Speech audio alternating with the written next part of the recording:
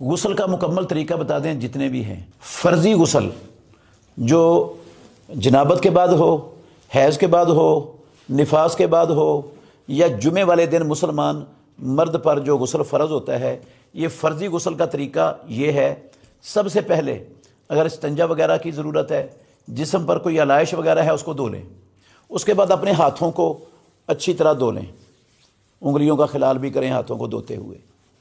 اور ہاتھوں کو دھونے کے بعد پھر بسم اللہ کہہ کر، بے شک آپ برہنہ حالت میں ہیں، برہنہ حالت میں منہ میں بسم اللہ کہنا، یہ کوئی بسم اللہ کی بے حرمتی اس میں نہیں ہوتی۔ امام بخاری رحمۃ اللہ علیہ نے صحیح بخاری میں باب باندھا ہے، باب اللہ کے نام کا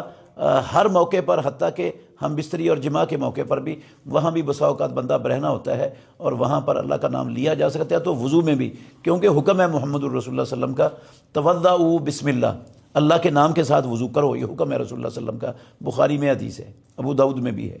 اور آپ کی یہ حدیث بھی حسن لغیرہ ہی کے درجے تک پہنچ جاتی ہے، اگر اس کی ساری سندوں میں کلام ہے لیکن حسن لغیرہ ہی کے درجے سے کم کی نہیں ہے، اور یہ قابل حجت ہے۔ لا وضوء لمن لم یذکر اسم اللہ علیہ ہے، جو اللہ کا نام نہیں لیتا وضو پر، اس کا وضو نہیں ہے۔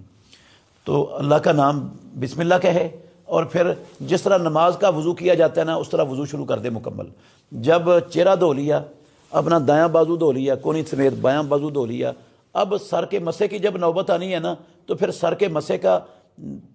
ایک طریقہ تو ہے جو عام ہم نماز کے وضو کے لیے مسا کرتے ہیں، اس کا طریقہ یہ ہوتا ہے کہ آپ اپنے یہاں سے ہاتھوں کو رکھیں اور گدی تک لے جائیں، اور گدی سے واپس لا کر ادھر سے اٹھا لیں، ایک یہ طریقہ ہے۔ اس طریقے سے بھی فرضی غسل میں مسا ہو سکتا ہے، جائز ہے، جیسا کہ ام المومنین عائشہ رضی اللہ عنہ کی حدیث میں ہے کہ نبی مکرم صلی اللہ علیہ وسلم یتوضأ کما یتوضأ للصلاۃ، اسی طرح فرضی غسل سے پہلے وضو کرتے تھے جس طرح آپ صلی اللہ علیہ وسلم نماز کے لیے وضو کرتے تھے۔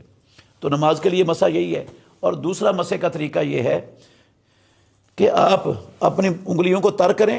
اور بالوں کی جڑوں میں اچھی طرح پھیر دیں پورے سر کے، اور اتنی کو مرتبہ کریں کہ آپ کو غالب گمان ہو جائے آپ کے بالوں کی جڑیں تر ہو گئی ہیں۔ پھر آپ دونوں ہاتھوں کا لپ بھریں،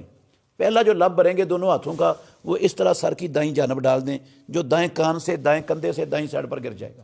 پھر دوسرا لپ بھریں اور اس کو بائیں سائڈ پر سر کے اوپر ڈالیں، جو بائیں کان کندھے سے بائیں سائڈ پر گرے گا۔ پھر تیسرا لپ بھریں جو سر کے درمیان میں ڈال دیں، اور پھر اپنے سارے جسم پر پانی بہا دیں۔